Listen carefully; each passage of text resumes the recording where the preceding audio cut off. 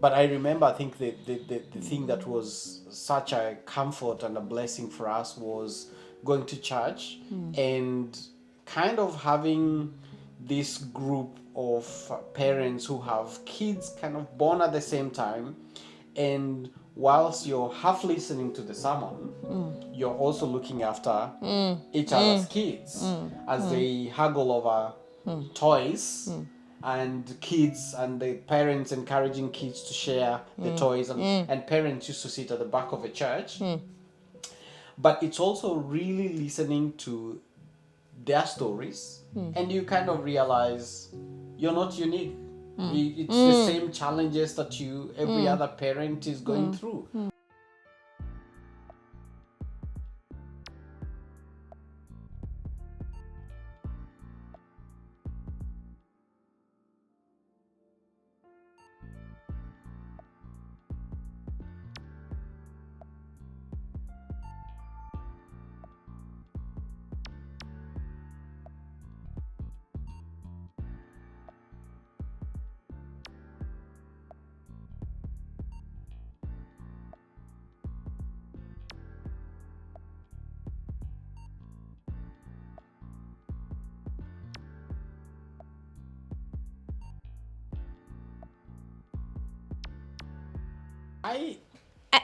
I would say we had friends who had children.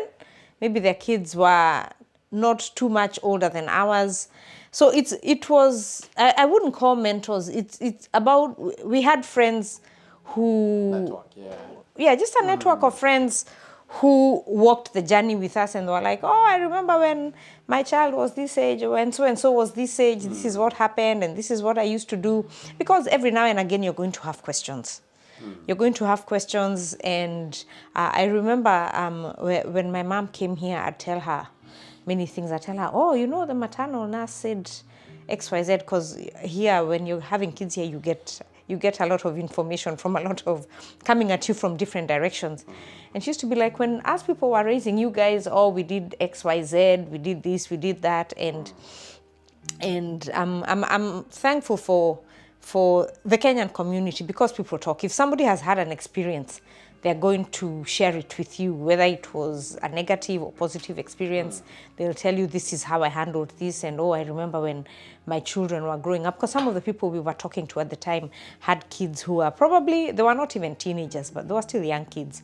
But they could relay their experience and tell us what happened when their kids were young, and how they overcame that and everything. So I wouldn't call them mentors. I think it was just friends who were willing to share their experiences, what they had gone through. And there's nothing you can compare to somebody telling you that they've been through what you're going through, and they've overcome. Because if somebody else has experienced that, it means that you're also going to pull through and overcome. And I remember my mom always used to tell me, she used to say, oh, you know, there's no parenting booklet. So no book has ever been written that gives you the A to Z of parenting.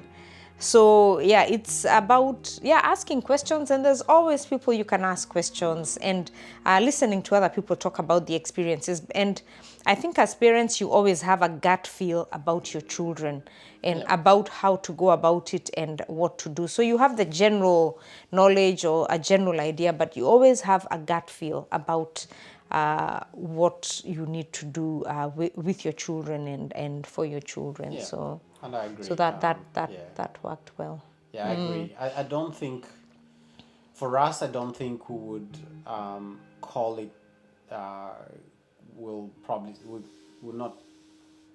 We didn't have mentors, but we had a very healthy network of people. Yeah. And I think that's an important aspect in raising kids. I think there's an African saying that says it takes a village, to raise a child. To raise a child. So it takes a village to raise a child. So whereas for us, we did not sit down and kind of design and say, this is the village we want to be in, or these are the friends we want around our lives. I think big part of that was led by the values that we had. So the values that we had, being Christians, and the lifestyle that we saw ourselves living, we were attracted to a particular group of people. And that is important because that created our village. And so while we were not intentionally, choosing and, these friends, those friends, we kind of very organically knew each other, both outside the church and within the church. So within the African community and also within the larger context of, the wider community as well. So, so for us, that was, I think, a key thing. Yeah, just getting support and help from the people around you. Yeah. And people and people you trust. Yeah, that's right. And I think that also spoke into the kind of parenting style that we, I don't think we never actually. Well, I know that there's we used to tease each other and say, you're a helicopter parent, or you're like this. But I don't think we ever thought. I wouldn't say we have a parenting style per se, because we have two children and they have completely different personalities. And I think once, as they are growing, you establish the values, family values, and you set boundaries for them, and they know, yes, this happens in our house, or this does not happen, or this is acceptable, this is what needs to happen. So within the context of that, and because children respond differently to, like for example, you might want to, when a child, when they were still really young, and somebody does something wrong, you've told them twice, you've told them thrice, and you want to administer the wooden stick. Even their responses to such discipline is very different, because they have different personalities. So we don't have a parenting style per se, because each child you relate to quite differently. They know the expectations, but the way we relate to them obviously is in the context of who they are, because they're completely different. And what you expose them to as well. And what you're exposing them to as part of our parenting style, that was also important. I mean, there are parents who probably not really care about what their kids see, hear, or what they say. But for us, it was more to cultivate an environment where what they see, what they hear, what they say is really based on the values that we have in our house. And we sometimes we make it a bit more open even to parents who have young kids. And sometimes kids are kids. When kids misbehave in the house, they're kids. They will do those sorts of things. But sometimes we lay ground rules for kids. Even sometimes when kids visit, and we kind of realize that they probably are stretching their boundaries, we make it very clear, this is our home, and these are the values, these are the things we expect you to follow, because some kids will push the boundaries a little bit, and so for us that is important to be able to nurture those expectations. Our kids have always known that those expectations are there. For example, our kids have always known that we don't entertain swearing, as an example. It's not our thing. Maybe some parents do it out there and they're happy with that. We don't. So we set those ground rules very early. Ground rules around respecting other people's homes, respecting other people's properties. Those are very intentional conversations that we have had with the kids over the years. And sometimes, like the one of respecting people's properties, some of the discussions that we've had to have with them have arisen out of something that has happened. So when our kids were still very young, we went to visit a home, and it was part of a small church group. We visit a home. There's about 10 kids all of the same age, and when the parents are talking, it's amazing what can happen in 10 minutes. Parents are talking, the kids quickly rush upstairs to play hide and seek, and they completely trash the place. So at that point, I think for us, we realized that our two children, there's nothing we are now going to take for granted, because you think, oh, we are with them, we're going to do this, or we're going to... everything has to be discussed. So we started this discussion about when we go to other people's houses. And it sounds very basic, but what we saw that day, we did not expect our kids to behave like that. We were so shocked. I was like, whose children are those? I wanted to disassociate myself with my own children, and Edward wanted to do the same. So anyway, so we're like, whoa, that doesn't happen on our side of the family. And I told him, does not happen on the side of our anyway.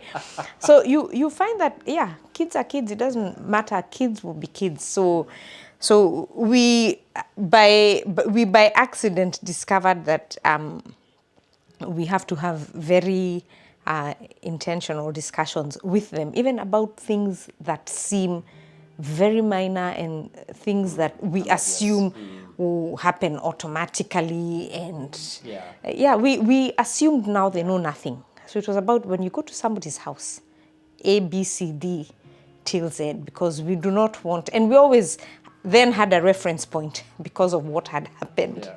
So yeah, some of the discussions that we have had have been born out of something negative happening, which is good.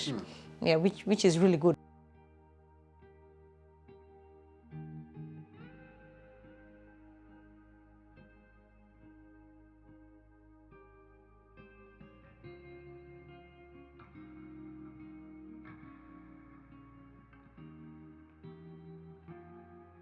I think I'll start, I think, by saying, and this is for our son, we quickly realized that we're in a very different environment from the one that we grew up in.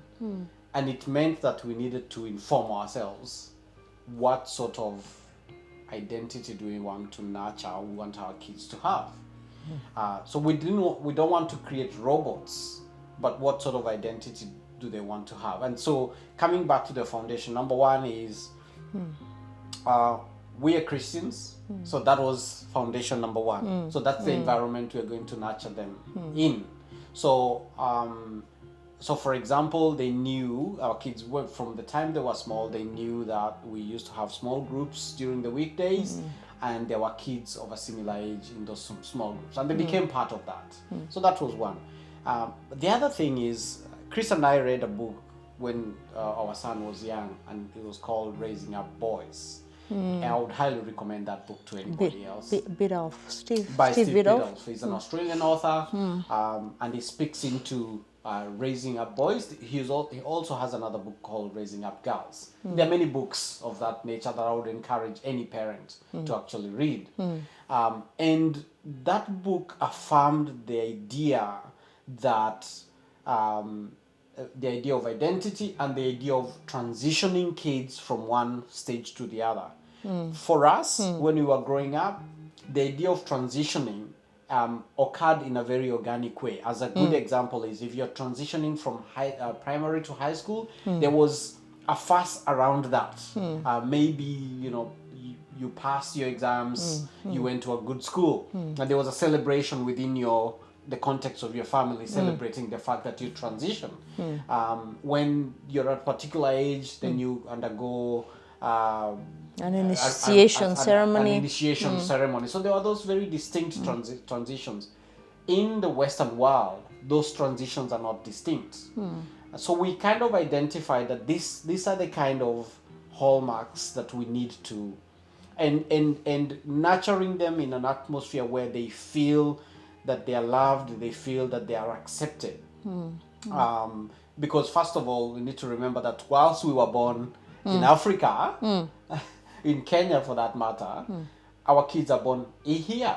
So they have a dual identity. They're not fully Kenyan, but they're Australians on the other side. So you don't want to deny that aspect or overlook that. So you want them to have those identities, and it's a very It's fine line to walk. I think, yeah, it is, because you find we were growing up, we never used to question, but now we are here, we have to allow them to question, and when they question, we don't want to brush over answers. We need to tell them, we need to engage with their questions, and because I find between both of them, and I think every family has a strong-willed child, you want to listen to them and not get tired of listening, and address whatever concerns that they have, because I think if those concerns are not addressed in the context of the home, then they will, I guess, tend to look out there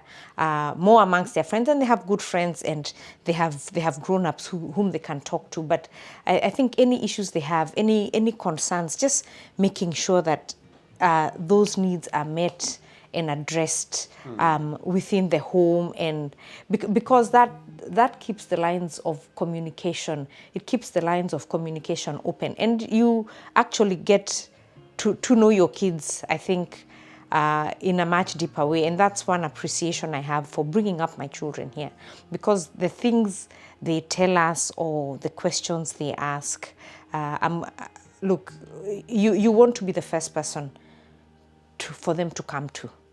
And that way, I guess you know what kind of challenges they're facing, because I mean, they've left primary school, they're now in high school, they go through a lot of challenges, and a lot of those questions have created a lot of discussions in our home, and that way you always bring them back to remind them who they are. I mean, who they are to you, who they are, their identity, who God created them to be. So it just generates, I think, discussions that help to grow them and help to encourage them. And a few days ago, and it's been really good. Every now and again, we get letters from them, not solicited, nothing. We got one the other day, and it was just a beautiful letter of appreciation, saying thank you for this, thank you for that, thank you for your guidance, for your wisdom, for listening, for this.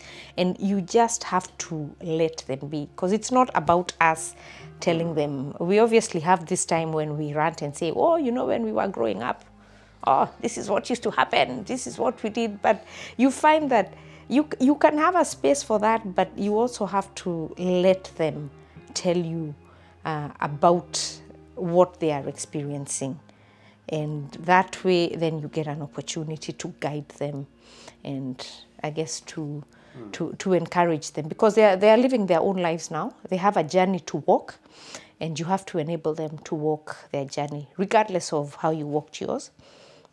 Yeah, you have to allow them that.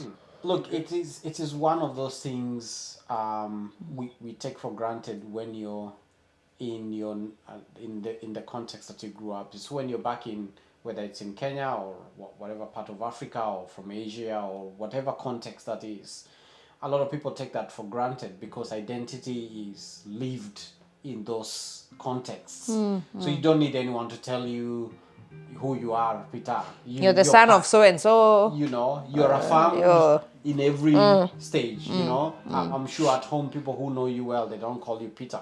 They actually call you by your name, and it's a very powerful thing. So I think for us, it's a matter of just encouraging them to be who they want to be, and to really dig deep, to really dig deep, and not be distracted by a lot of, whether it's news, whether it's whatever is out there, but really to develop themselves, to develop their character, to develop the belief in themselves, that it doesn't matter the color of their skin. It's really about what they put in, whether it is a school, whether it's a character issue, it's the journey of faith, it's whatever they put into that, and that is important. That is important. And again, it's not really allowing them anything to be. I think sometimes you have to have some very we call them in this house, we call them robust discussions. On a good day, Peter, when you're not here, we have some very interesting conversations. You might come here and think, are these the same people that I know? It's maybe a very different household. And that is okay.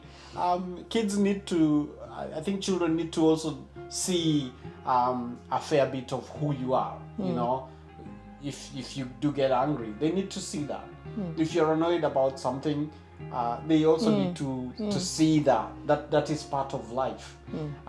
So it's all those things coming together and really encouraging them to develop and grow in ways that they can be of benefit to the society and the communities they live in, and also above all things to be of praise and glory to God.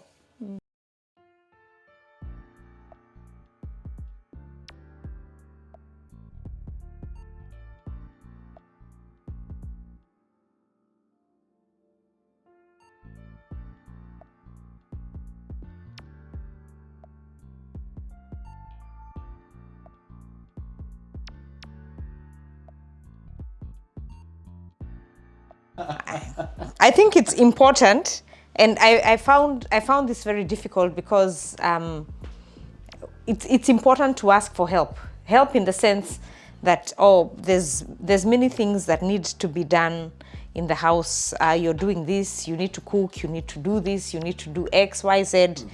So I think part of looking after yourself is do what you're able to, but also ask for help. So if there's things I'm not able to do, then I have to tell Edward, now you need to, maybe you need to step up, you need to do X, Y, Z. Have to say, I have to say don't it. assume it. Yeah, You have to because say it. for a very long time, I used to assume that, he can see what needs to be done. But lo and behold, anyway. So it's about articulating what you need. Yeah. If you want somebody to vacuum and then they mop, then they hang out the clothes, please use words. And that is part of taking care of your mental health, because then they understand he understood what I was saying. And then he's able to help, because for me, if I sit back and I assume, he knows, then lines are going to get crossed, and he's going to be like, so what's wrong? Why are you unhappy? And so I think just state your case, so to speak. Just say what you need. Say what you would like help with, and take time out. It's not the end of the world if you don't vacuum when you're supposed to vacuum, and you do it 2 or 3 days later. The world is not going to stop spinning on its axis. So just allow yourself time to sit down and to breathe, or to put your feet up, and to just not get caught up in always having to do something, I think.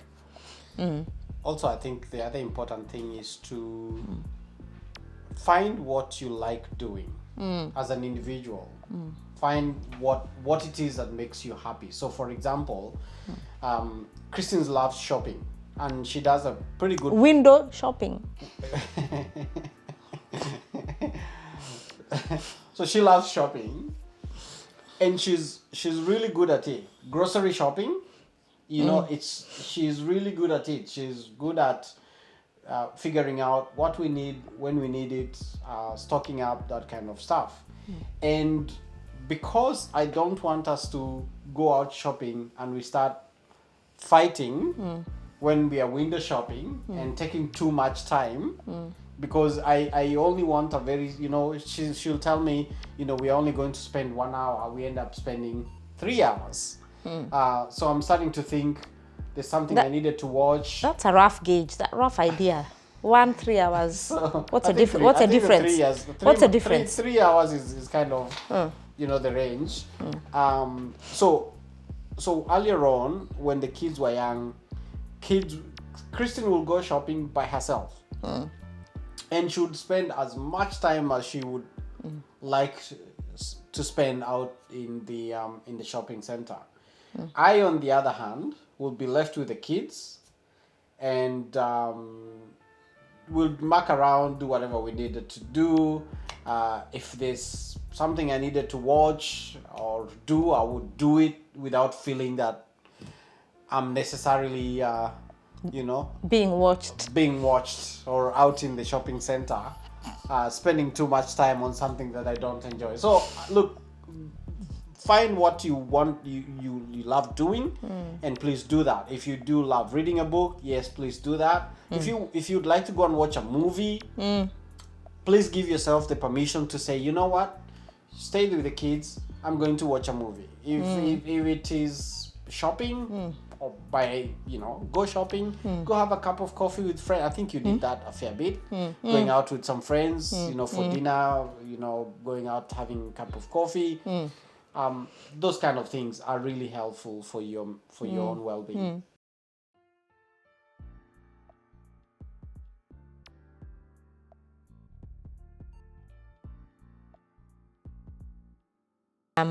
As a parent, parenting is really a journey. Every day is different.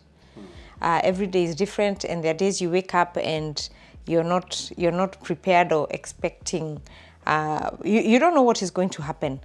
So I think it's I wouldn't say it's not about bracing yourself, because it's not, you're not expecting anything bad or whatever, but it's just about and I got to realize this a lot during the lockdown and the pandemic, because you're spending a lot of time with your children and you have a lot of opportunities to talk. I think you end up, you grow together. You grow together, because we have this notion, at least I had this notion when Jabu was born, when Tamin was born, I had this notion of, I'm the parent, I'm bringing them up, and that is true. But there's also a space for you to grow as those children grow, because you're learning a lot. For you to be able to parent them, for you to be able to mentor them, and by mentoring I mean because they are going to come back to you with questions. They're going to, their first lens, how they look at the world, is according to how they see you do things. So you're growing because you want to, I guess, be the best you that you can be, because these people are consistently watching you and learning from you. And you'll see even the way they respond to their friends is the way they see you respond to each other, is the way they see you respond to people around you. So it's a growth. The kids are growing, the parents are growing, and I think it's just being conscious about that, and enjoying the journey. And you find as they grow older, and as you talk about life and as you discuss different situations, it's actually quite funny and interesting to hear their perspectives, because sometimes they say things and I'm like, who said that? I mean, who raised this child? Where did this person come from? It's just an interesting journey, I think. So a day at a time. And don't plan, but don't overthink it. And enjoy their company, because I find I enjoy the kids' company a lot. Yeah, they're very good company, I find. Yeah. I think I'll echo what Christina said. Enjoy the journey. The journey has ups and downs. Enjoy the highs, enjoy the lows. Because you only have one shot to be a parent to that particular individual that God has blessed you with. Enjoy, it's a process, and I think Christina said it very well. You, as the kids develop, you also grow. Allow yourself to grow, and sometimes it's like another birthing pain when you grow, especially when you're growing out of a mindset that you've had about being a parent. When the child was little, I was looking forward to when they would start speaking, and then they speak, and you're thinking, how do I You're switch talking off too that much. tap? And then you kind of move past that, and then you're looking forward to them being able to read, by themselves, and you're kind of, oh wow, that is amazing. And then they grow to a level where they interpret the information differently from the way you interpret that. And then you start having arguments over the same information. So allow yourself to grow and develop in that process.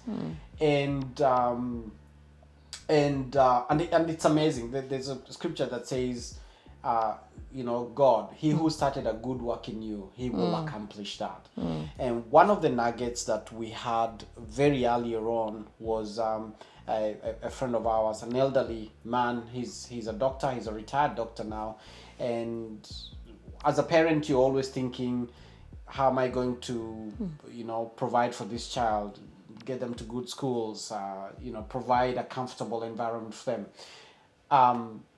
And I do remember that particular gentleman looking at especially Christine and saying to Christine that you're calling to be a mother. And we were talking about being, are you going back to work? So we're having that conversation, and he said, being a mother, it's the best calling. What did he say? It's highest calling, or what is? No, he said it. Yeah, he said it's a high. I think he used the word high calling. He called it a high calling. This is a while ago. And it's better than any job that you can ever have. And whilst in our minds we were thinking, how do we bring up these children in a much more comfortable environment than we were in back then?